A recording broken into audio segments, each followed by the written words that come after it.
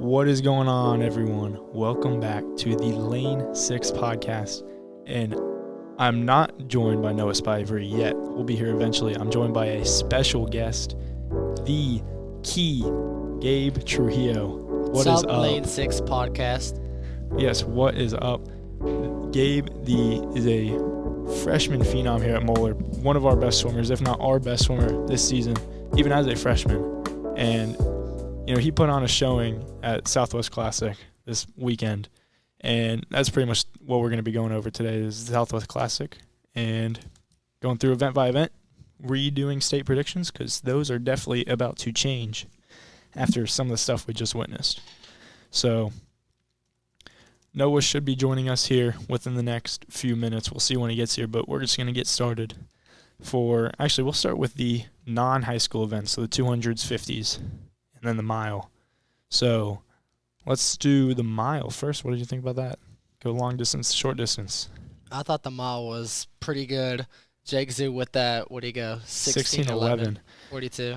So I think going in, a lot of people thought Nixon was going to win, including myself. I thought Nixon was going to win. I didn't think he'd do great. He won a 27. I thought he'd be, around a 15 to 20. Not only did he not get second, he got third behind Felix Depke, who had an unbelievable showing. He dropped a full minute in the mile, which was unbelievable. Good friends with Felix. I walked out, and I was seeing that he was holding under 30. We were about a 500, 600 in. I was like, what is he doing? Because he was flying. He was absolutely flying. All right.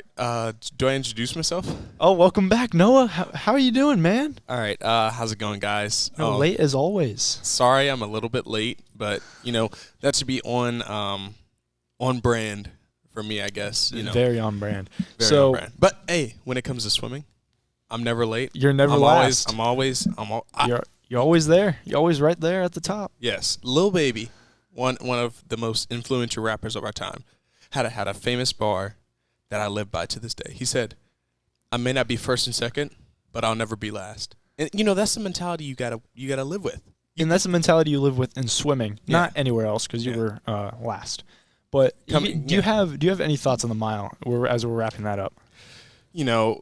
I like to stay away from the mile because I'm not the best distance swimmer. Yeah.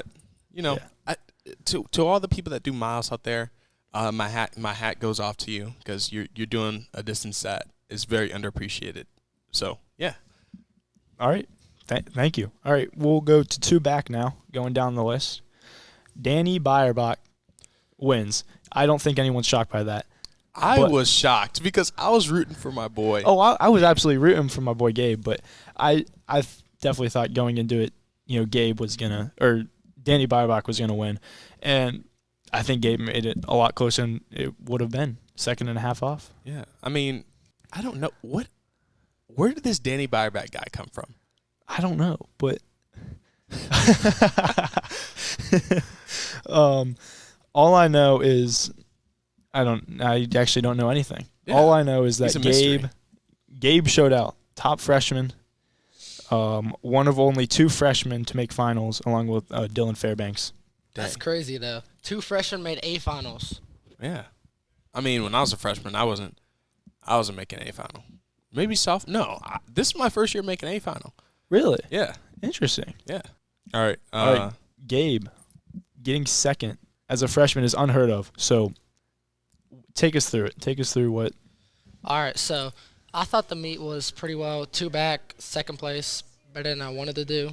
But I feel like I went out kind of slow. I was a little bit nervous from the crowd and everything. Everyone was loud, but pool was cold as hell. And yeah. Yeah, I go through that every single day. Yeah. Not fun. Yeah, Southwest Ohio Classic can be one of the most intimidating meets. It's certainly one of the meets, I look forward to the most during my career, Yeah. Yeah, it's a very large meet, a lot of history, and a very exciting meet. I do think once you get going through it, into your sophomore, junior, senior year, that those jitters will turn into excitement, especially for me.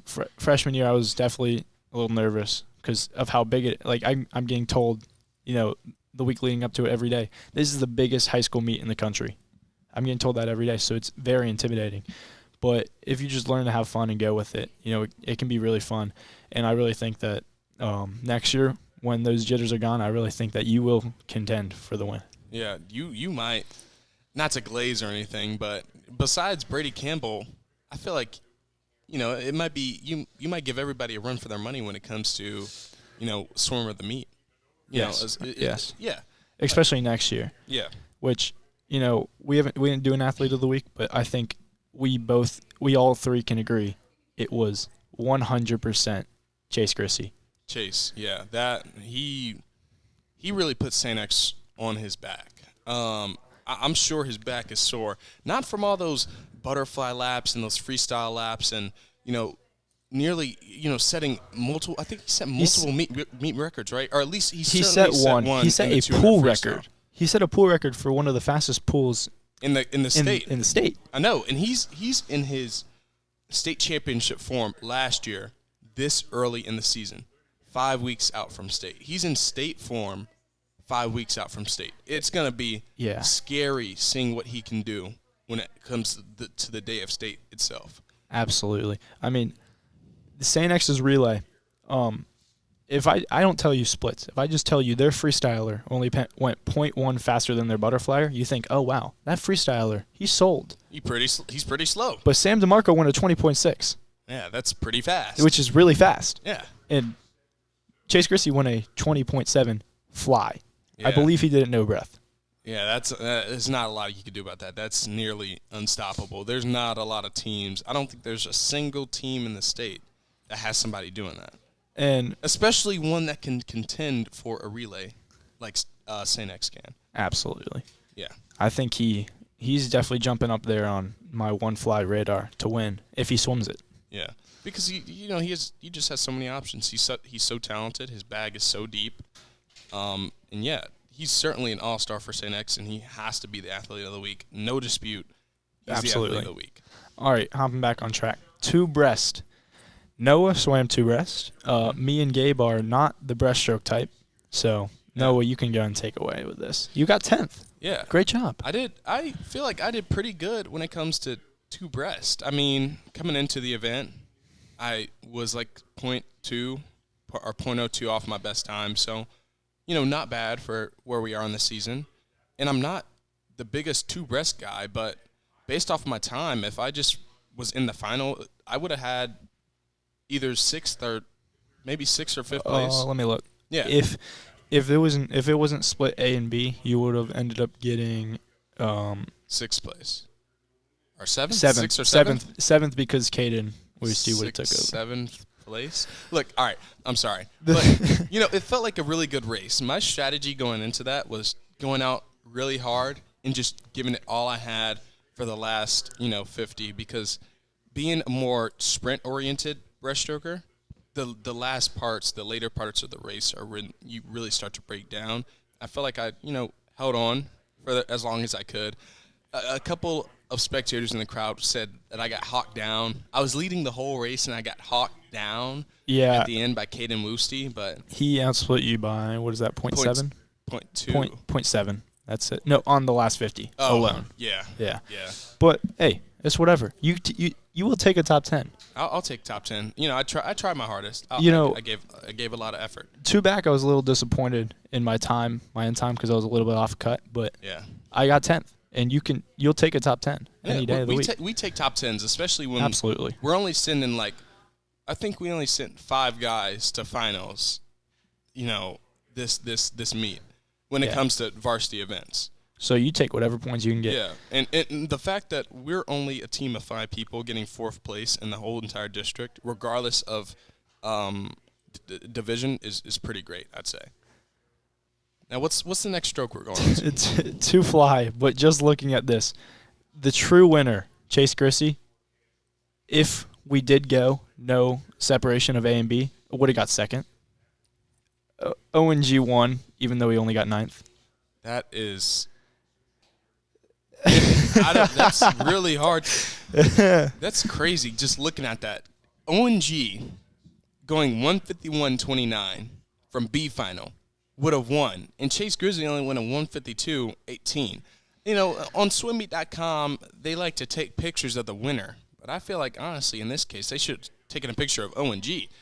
This has to be the event with the least, like, where the A and B final has the least impact on the actual outcome. Because, you know, the top 5 finishers in both finals look about the same. They're going the same times. I agree with that.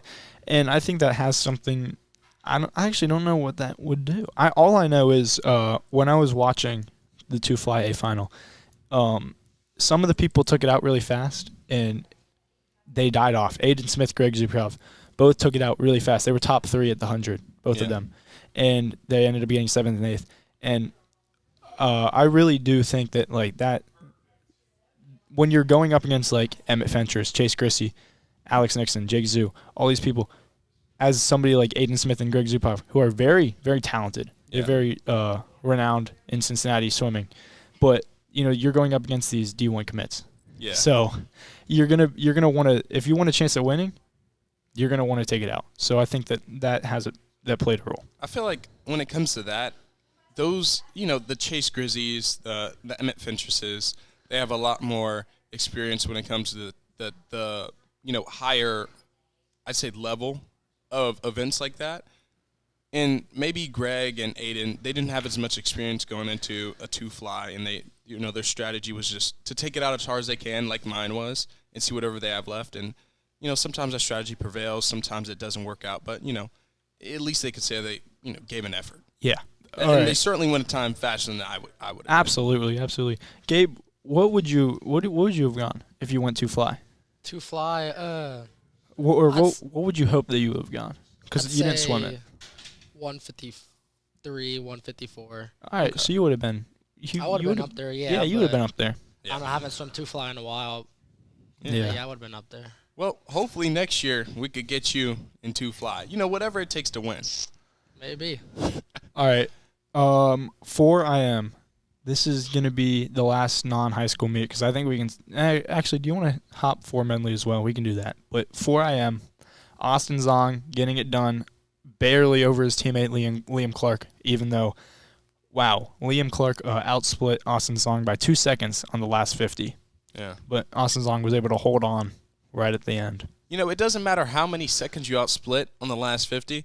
If you're already like 10 seconds behind, it doesn't really help you. But, you know, obviously Liam Clark was 10 seconds behind. But, you know, with as dominant as the race looked for Austin, you know, it'd be hard for Liam Clark to come back. But, you know, either way, Mason gets the same amount of points. So I'm pretty sure Coach Sullivan doesn't care who got first or second. Absolutely. All right. 4 medley. This is the final non-high school event. Yeah. And the only relay that St. X did not win, Mason actually won by 4 seconds.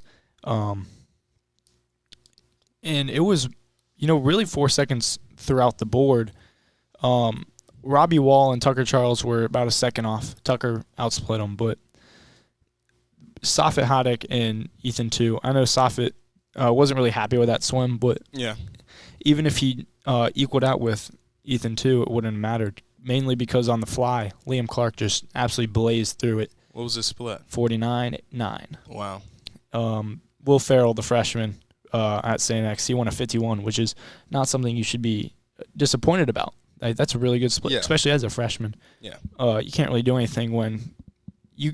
That's something that you really got to think about when you're swimming is you can control what you can do. Yeah. And you can't fault yourself if you are outsplit because the other person goes in unbelievable time. Yeah, I mean, Will Farrell is, you know, very talented, you know, especially for a freshman. You said he was doing fly, right? Yes. The relay.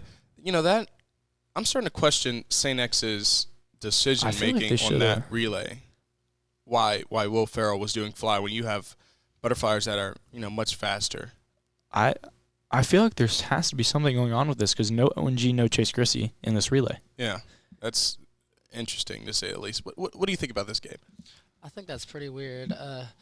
Will Farrell's also really fast, but he's mostly a breaststroker, and they have him on the fly. I don't know, but a lot of suspicious stuff was was going on. We'll get to the very end, the trophy ceremony. The controversy. We'll get to that at the very end. Let's kind of speed through these Yeah, other events because we have to get to that. We have. Is there? Let's take a look and see if there's anything we really need to talk about. Any unbelievable swims or any big shockers. I will say on the 4 medley relay, there was a phenomenal race by a kid whose name I didn't even know. Matter of fact, I'm going to look his name up right now. We'll be back really shortly. Yeah. So our representative from Centerville, Caleb Purdy. I don't know. Purdy. I don't know how you say his name, but this guy was lighting it up. 49, leading off his relay in a 49. No one was expecting that. 49.58. I could say no one in the pool deck was expecting that. He gave them a phenomenal lead for a B final. Honestly, they look like a team that did not deserve to be in B final at all. And they had faster times than 3 of the teams that were in the A final. So yeah, I don't know where that was in prelims, but if Centerville used that during the prelims, they would have been in A final. That's for sure. Absolutely. I really think that prelims don't get enough hype. You're seeing this a lot. If ONG had a better prelims, he's winning. He won to fly. Yeah. If Centerville has a better prelims, they are up there top 5 in a relay for a team that is Centerville really populated? I'm actually not sure. I don't know. I mean, they have a couple talents. I'll say that, but for Centerville, the size they're really punching above their weight class. Yeah. I mean, when it comes to prelims and the difference between prelims and finals, I'd say that prelims seems like it's going to be less competitive, but you got to realize when you're swimming in prelims, especially in the fastest heat, you're not swimming to win there. You're swimming to get in the A final and have a chance to win at night. And the way my dad likes to put it is, meets like this where there's a big stage, some of the toughest competition in the state. This is a preview for the state championship meet. And that's something that I will get to in a minute. But yeah. I really just want to, because we're about to run out of time. I don't know if we'll be going over past the bell, but 2 free, new pool record, new meet record, Chase Grissy, 136.39. Yeah. That was a phenomenal swim. Phenomenal. And, Alex Drachuk had a great swim as well. 139 is not something you should be mad about. But you can't do anything when Chase Grissy just goes and he just doesn't slow down. He's in state form very early in the season, so it's gonna be crazy seeing what he could do. Honestly, I thought that it'd be hard to top what he did last year in the convincing victory that he had last year, but it seems like he's going to do that. Just amazing. Now, the controversy. Everyone we can get that. Yes. Everyone was confused. I was confused. So I was changing in the locker room. I was getting out of my suit, and I heard that they were announcing the top 4. And I looked and I see, oh my gosh, we got 4th in the Mueller meet. got 4th place. Mueller got 4th. So I went out there. I was gonna go celebrate with our guys, and I go out there, in 4th place with 200 whatever points. Archbishop Mueller, great, yay, cheer, whatever. In 3rd place with whatever points, Milford. Yeah. Congrats. 2nd place, Alex Nixon, Brandon Hilton start walking up to grab the 2nd place trophy. With 705 points, Mason. Whoa. And everybody's jaw dropped. That doesn't make sense. That was one of the craziest things because, I immediately look over at Mason. They're all shocked. And then I look right over and I make eye contact with Nixon and we are just staring at each other. Yeah, they knew that everyone knew that they shouldn't have won. Everyone thought that. Well, everyone was going into it like, okay, if Mason doesn't DQ, they win the relay or they win the meet, and that's how points went up. But Mason didn't even necessarily need to win the whole event. They just need to swim the event. The way the points calculated out on either Meet Mobile or SwimMeet.com or both, I actually don't know what people were looking at, was if Mason doesn't DQ, they could get last. They could get 8th place. They still win the meet. Yeah. So when St. X gets announced, everyone's so confused. Like, Mason was so confused. The announcer guy that was announcing the scores was like, "Representative from Mason, please come gather your trophy." Yeah. It was like, what is happening? Yeah. Eventually, St. X coach Jim Brower has them recalculate the points. I think they end up giving Mason the first place trophy. Yeah, But- and then the Mason started taking pictures with the trophy and Yeah. everything. And then now I think St. X did win, Yeah. I guess. So, I had a personal experience with that because later on the next day at about 5 o'clock, I get a text message from Alex Nixon, and I don't know, he must have been under the impression that I run the Moeller Swim and Dive Instagram account. Like, I run a lot of Instagram accounts and a lot of YouTube channels, especially when it comes to swimming. But that is one account that I certainly do not run. And he asked me to take down the Moeller Instagram post where it said that we got 4th place. And I asked. We did get 4th place. Yeah, I know. And I was confused. I said, why? He said, because turns out we actually won the meet.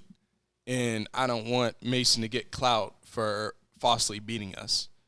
And I don't know. I don't know what I like more, Peach Cobbler or St. X Tears, because this is like they're just crying over everything now. Yeah, I know. I mean, I know some people will be happy I said that. yeah. I don't know what exactly is going on, but there's some weird calculation stuff going on. I don't know how St. X pulled it off, but when you have a team that's so used to winning and they are threatened by losing, a lot of weird stuff goes on. But it's a crazy turn of events because St. X gets their chain snatches it back, gets it snatched again, and then somehow the day later they get it. Like, how does this sequence of events even happen? How do we have these calculation errors in the biggest meet in the country, the biggest high school meet in the country? A lot of eyes are on this meet. Something's not right. I think St. X won. I'm not sure. How? I'm not sure how. I don't know anything, to be honest. Yeah. I was talking to Safit towards the start of the Sunday finals. He was like, "Our big money maker will be the mile," and they didn't even win the mile. Yeah. So everything was playing out for Mason. Did anyone even make a finals for X in the mile? I don't. Yeah. Felix Depke got second. Alex Nixon got third. But Yeah. I feel like Alex Nixon was favored to win because he last was year absolutely won. favored to win. That's what Yeah. I was talking about. I was telling Gabe, I was like, Alex should win by a couple seconds. I don't think he'll do it good, but he'll win. Yeah. And I was pleasantly surprised. Yeah. And, I'm going to just say what I have to say, but I'm proud of the boys at PCY. Out of the top 8 people that were in the A final for the mile, 4 of them were PCY swimmers. Yeah. As much as I like to talk crap on PCY practices for how long they are and how they aren't really tuned for, people that aren't distance swimmers, when the practices are mostly distance practices in the first place, the distance swimmers produce. I'd say that. Yeah.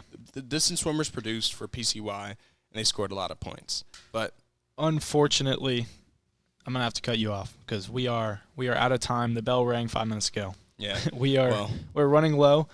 Huge thank you to Gabe Trio for taking some time to come with us today. No problem. Good luck the rest of the season. We will see you again either before state predictions or after state for a recap. yeah. And my last message to the whole swimming world in Southwest Ohio is Mason, Ohio, Mason 200 medley relay team. It's not over, and we're coming back, and we're going to win, and we're going to be victorious. Ain't that right, Gabe? That's true. Yes, sir. Absolutely. All right, All right. well, Thank you guys. so much for listening to Lane 6 Podcast. We And- will see you within a few weeks See you for state predictions or state recap. Thank you. See you guys.